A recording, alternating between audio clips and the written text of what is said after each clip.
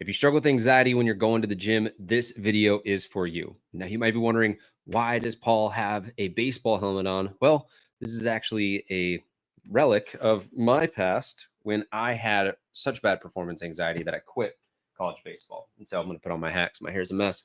But this right here is where I was 15 years ago. I'm 33 now. And my performance anxiety was something that crippled me at the Division I college baseball level. I would be so afraid to play in games or in practice that I would literally hope the guy ahead of me hit into a double play so I wouldn't have to go and bat.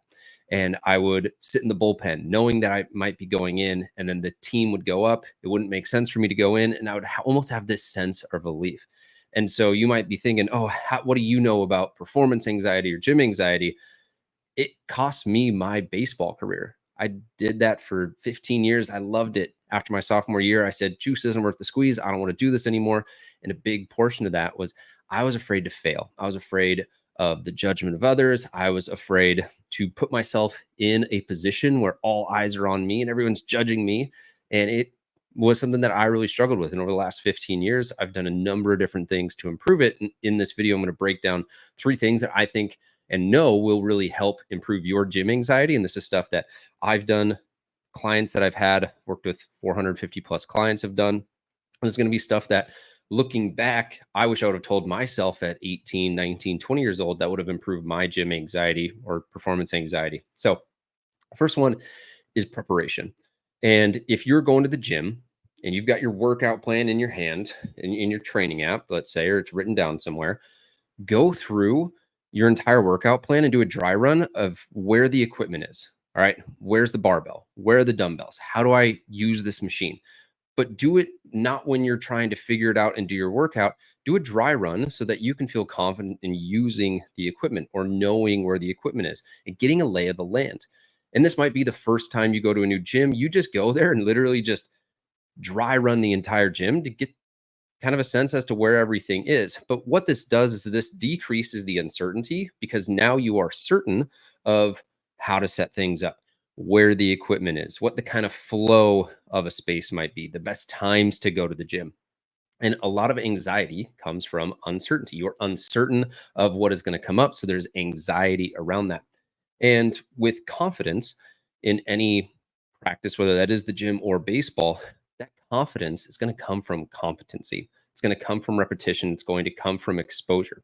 And so the more that you can plan, prepare, be certain about what to expect, that's going to reduce the anxiety that you're going to have in that space. And then, yeah, there's going to be a first time you use a machine chest press. But once you do it 2, 3, 4, 5 times, that confidence is going to rise because your competency using it is going to rise. And that's going to reduce the gym anxiety that you're experiencing. And I'll be honest, if I walk into a new gym, let's say I go to Colorado Springs and I walk into a new gym, I'm going to have a little anxiety as well. I got to figure out where the equipment is. I don't know the flow. There's going to be your big gorilla trainers or people at the gym that are the big old alpha types that you're just kind of like scanning. All right, what's going on? What's what? But the more you go through a practice or a preparation run and get the lay of the land, the more confident you're going to feel in that space. And that's going to reduce anxiety because you've increased certainty. Number 2, this is going to sound crazy, but compliment others. Let's say you get to the front desk. They check you in, say, thank you so much. Love your hat. Thank you so much. Like, hope you have an awesome day. And then when you're working out, you'll be sitting next to someone on the bench press, you're doing shoulder press, and someone puts the weights away next to you. You can be like, hey, dude, nice shoes. Hey, dude, I like your Star Wars shirt. I'm a big nerd myself. And what this does is this puts out positive energy. And so much of the anxiety that people have at the gym is that they are being judged, that people are looking at them, making fun of them.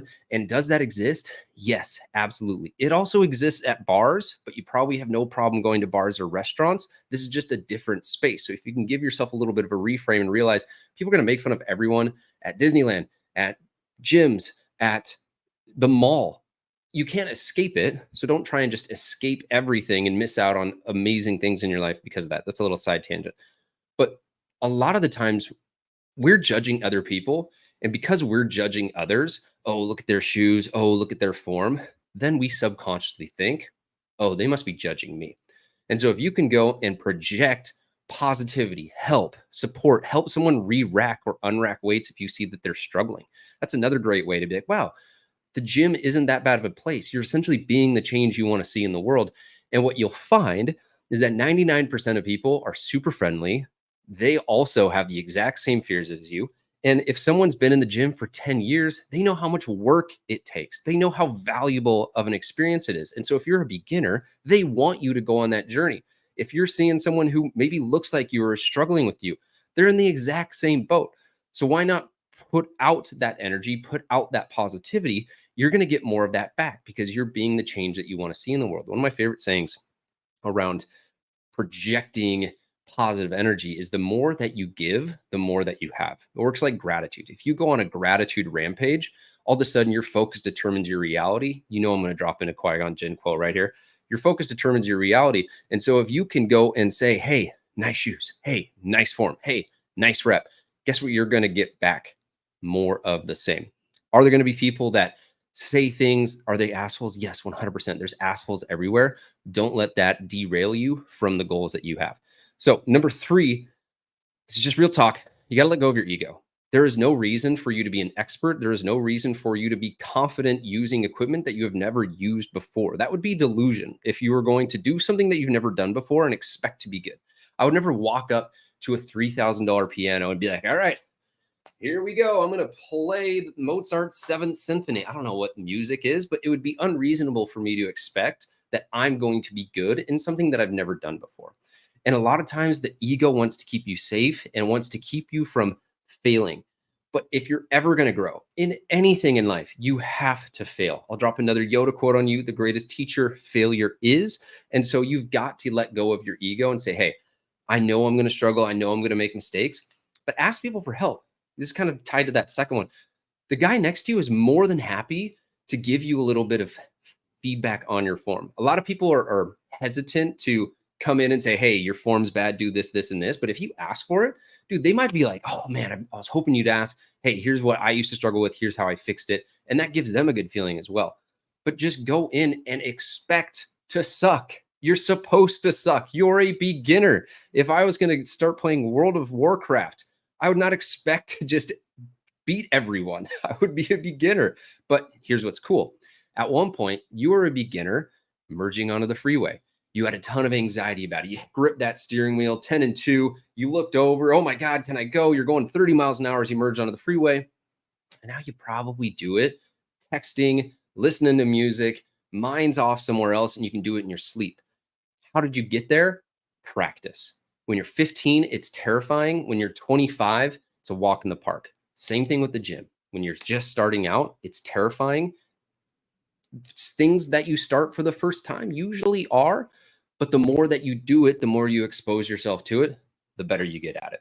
So, got to let go of that ego, and you're going to get more confident as you increase competency. That's kind of tied to that first part. But the big thing I want you to take away from here is that you're supposed to feel that way. And a lot of times people get anxiety in that, oh, I have anxiety. That must be a bad sign. Anxiety is a natural emotion that is just a sign of uncertainty.